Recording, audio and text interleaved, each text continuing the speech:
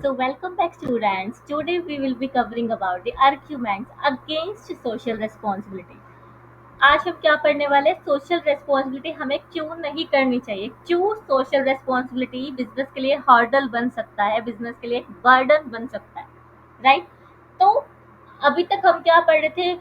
We should support social responsibility, we should do charity, we should do it because we need sustainable growth, sustainable development, we want society का भला। But आज हम पढ़ने वाले हैं कि भाई सोसाइटी में ही मैं लगी रह जाऊंगी तो मैं बिजनेस कैसे करूंगी। मेरा मेन पर्पस तो पहले प्रॉफिट मैक्सिमाइजेशन है, जब प्रॉफिट कमाऊंगी तभी तो सोसाइटी में भी कुछ कर पाऊंगी। So we have our first argument against social responsibility, that is violation of profit maximization objective। ठीक है, जब मैं आप खुद ही देखो, आप खुद को रख के देखो एज अ बिजनेसमैन या फिर एज अ वॉलंटियर जो कि कॉलेज से अभी निकला है एंड उसको स्टार्टअप खोलना है। स्टार्टअप खोलते हुए उसका पहला जो एम रहेगा वो क्या रहेगा? पहले तो वो सोसाइटल प्रॉब्लम को ढूंढेगा, बट ढूंढने के बाद उसको केटर करेगा, प्रोडक्ट बनाएगा, एडवर्टीजमेंट करेगा, अपने बिजनेस को रजिस्टर कराएगा एज अ स्टार्टअप। फिर उसका जो मेन एम है वो क्या रहने वाला है? प्रॉफिट मैक्सिमाइजेशन ही रहेगा। दिमाग में पहले वो तो नहीं ये सोचेगा कि पहले मेरे को सोसाइटी का भला करना है, चैरिटी करना है, डोनेशन करना है। पहले वो ये सोचेगा ना कि मुझे कमाना कैसे है। ठीक है, तो हम इसी पॉइंट को, इसी चीज को बेसिस बना के इस पॉइंट को फर्दर समझने वाले हैं। According to this argument, business exist only for the profit maximisation. इस आर्ग्यूमेंट के अकॉर्डिंग जो अपना बिजनेस है वो क्यों एग्जिस्ट करता है? Only for earning the profit, only for growing the profit, only for maximizing the profit. Therefore, any type of social responsibility is against this objective. In fact, business can best fulfill its social responsibility if it maximizes profit through increased efficiency and reduced cost. इसका क्या मतलब है? एक जो business है, अगर वो अपने प्रॉफिट को इंक्रीज करता है, एफिशिएंटली इंक्रीज करता है, मतलब कि पर यूनिट जो प्रोडक्ट कॉस्ट है वो उसकी कम लग रही है। अगर वो कॉस्ट उसकी कम लगेगी तो वो प्राइस को भी क्या रखेगा? कम रखेगा। सेलिंग प्राइस अगर कम होगा तो ज्यादा से ज्यादा लोग उसके प्रोडक्ट को क्या कर पाएंगे? एक्सेस कर पाएंगे, खरीद पाएंगे। इसी को बेस्ट समझाने के लिए I have one example for you, that is पहले क्या होता था? वॉयलेशन ऑफ प्रॉफिट मैक्सिमाइजेशन में जो लास्ट लाइन है उसका मीनिंग हम समझ रहे हैं। फॉर एग्जाम्पल, कोई एक शू मैन्युफैक्चरिंग फैक्ट्री है, वो क्या करते हैं? शूज मैन्युफैक्चर करती है। शूज मैन्युफैक्चर करने के लिए अब यू नो कि जो रॉ मटेरियल है वो क्या क्या लगने वाला है? लेदर शीट्स लगने वाली है, बटन्स लगेंगे, शू लेजेस लगेगी एंड टेलर भी लगेगा। अब सिलाई तो मुझे नहीं आती है ना। As a businessman I know how to run the business but I don't know how to stitch your shoes. तो यहाँ पे उसको वर्कर्स भी चाहिएगा, लेबर्स भी चाहिएगा, रॉ मटेरियल भी चाहिएगा, उन सबका उसको सैलरी देना है, रॉ मटेरियल के लिए पैसे देना पड़ेगा। तो ओवरऑल उसकी जो कॉस्ट है सारे ही रॉ मटेरियल की या फिर लेबर स्किल्स की, उसकी ओवरऑल कॉस्ट क्या पड़ रही है? ₹100 पर शू पेयर। अब बिजनेस ऐसे थोड़ी है, अगर मैं सारा ही पैसा जनता में बांट देगा तो मैं खाएगा क्या? ऐसा तो नहीं होगा ना। तो 100 रुपये उसकी कॉस्ट लगेगी तो 10% प्रॉफिट मार्जिन वो भी अपना रखेगा, ताकि ऐसा तो नहीं होगा ना कि कॉस्ट में मैं बना रही हूँ और कॉस्ट में ही उसको बेच दूंगी। 100 का बनाया, 100 का बेचा, मुझे क्या बचा? कुछ भी नहीं बचा। इवन मेरे तो एफर्ट चले गए, मेरा टाइम चला गया, मेरी कॉस्ट चली गई। इससे अच्छा तो मैं कहीं सैलरी पे लग जाती, मुझे पैसा मिलता। ठीक है, तो यहाँ पे प्रॉफिट मैंने कितना रख लिया? 10% ऑन इशू पेयर। 10% रखा तो प्रॉफिट 10 रुपीज आएगा। तो मेरा जो सेलिंग प्राइस है कस्टमर के लिए, अल्टीमेटली कस्टमर को मुझे कितना देना पड़ेगा? 110 रुपये देने पड़ेगी एक शूज के पेयर के लिए, राइट? तो ये बात थी 2020 से पहले। अब 2020 में जो शू मैन्युफैक्चरिंग कंपनी थी उसने क्या किया? टेक्नोलॉजिकल एडवांसमेंट कर लिया। उसको ये लग रहा था नहीं भाई हमारे जो शूज है ना वो बहुत कम बिक रहे हैं। हाँ आई नो मेरी जो क्वालिटी है वो बेस्ट क्वालिटी है in the market, but best quality होने के साथ साथ इसकी कॉस्ट ज्यादा हो रही है। मेरे को लेबर को बहुत ज्यादा पैसे देने पड़ रहे हैं पर लेबर। तो उसको घटाने के लिए उसने ऑटोमेशन लेके आना स्टार्ट कर दिया, टेक्नोलॉजिकल एडवांसमेंट लेके आने शुरू कर दी, जिससे कि उसकी पर शू पेयर कॉस्ट घट गई, घट के 100 रुपए से कितनी हो गई, 80 रुपीज हो गई। अब लेकिन उसने प्रॉफिट अपना कम नहीं किया, प्रॉफिट वो 10% ही ले रहा है। तो 80 का 10% 8 हो जाएगा, तो ये टोटल सेलिंग प्राइस मेरा कितना हो जाएगा, 88 हो जाएगा। अब क्या हुआ, बिकॉज जो सेलिंग प्राइस है, क्वालिटी में कोई कॉम्प्रोमाइज नहीं है, बस हमने क्या किया, अपना प्रोसेस को चेंज किया है। शू मेकिंग प्रोसेस में जहाँ पे लेबर लगती थी लेदर को स्टिच करने में, वहां पे अब ऑटोमेटिक सारा काम हो रहा है, एक साथ मशीन कर रही है वो काम। तो यहाँ पे मेरी क्या हो गई, कॉस्ट रिड्यूस हो गई। हाँ, वन टाइम मैंने इन्वेस्टमेंट किया, बट वो मुझे इन फ्यूचर भी तो देने वाला है ना रेवेन्यू। तो यहाँ पे मेरी कॉस्ट कम हो गई पर शूज, उससे मेरा जो सेलिंग प्राइस है वो 88 हो गया। अब बहुत ज्यादा जो लोग हैं वो उसको क्या कर पा रहे हैं, अफोर्ड कर पा रहे हैं। मैं इससे क्या समझाना चाहती हूँ, अब जो ये 110 रुपीज में चार्ज कर रही थी पहले, अब 88 रुपीज में चार्ज कर रही हूँ। तो यहाँ पे मैंने सोशल रिस्पॉन्सिबिलिटी तो निभा दी ना, मैंने डायरेक्टली डोनेट नहीं किया, बट इनडायरेक्टली अपने प्रोडक्ट का जो प्राइस है वो तो कम कर लिया ना। तो यहाँ पे यही बोल रहा है, जो ये पॉइंट है कि हम इनडायरेक्टली जो सोसाइटल नीड्स है, सोसाइटल प्राइसेस है प्रोडक्ट्स के, उसको कम कर रहे हैं, तो इससे हमारी सोशल रिस्पॉन्सिबिलिटी इनडायरेक्टली फुलफिल हो तो रही है। यहाँ पे विन विन सिचुएशन ही तो है, बिजनेस ने अपने प्रोसेस को सुधारा, कॉस्ट उसकी कम लगी, प्रॉफिट उसको मिल रहा है, प्लस उसने क्या किया, सेलिंग प्राइस रिड्यूस किया, तो कस्टमर भी हैप्पी, बिजनेस भी हैप्पी। तो ये पॉइंट यही कहना चाहता है, वोइलेशन ऑफ प्रॉफिट मैक्सिमाइजेशन ऑब्जेक्टिव। यहाँ पे तुम्हें पहले बस ये बताना है कि बिजनेस जो है एग्जिस्ट करता है only for making the profit, and उसके बाद जो बिजनेस है वो सोशल रिस्पॉन्सिबिलिटी भी निभाता है इन केस वो प्रॉफिट को मैक्सिमाइज करने के लिए कॉस्ट को क्या करता है, रिड्यूस। मतलब कि जो मेरा रिवेन्यू एंड कॉस्ट का ग्राफ है, रिवेन्यू मेरा इंक्रीज होता जा रहा है और कॉस्ट क्या होती जा रही है, रिड्यूस हो जाती जा रही है, because of technological advancement, right. अब इसी चीज को थोड़ा और हम विजुअलाइज करके पढ़ेंगे। मैंने ये न्यूमेरिकल एग्जांपल लिया लिख के, सो दैट तुम इसको इजीली अंडरस्टैंड कर पाओ।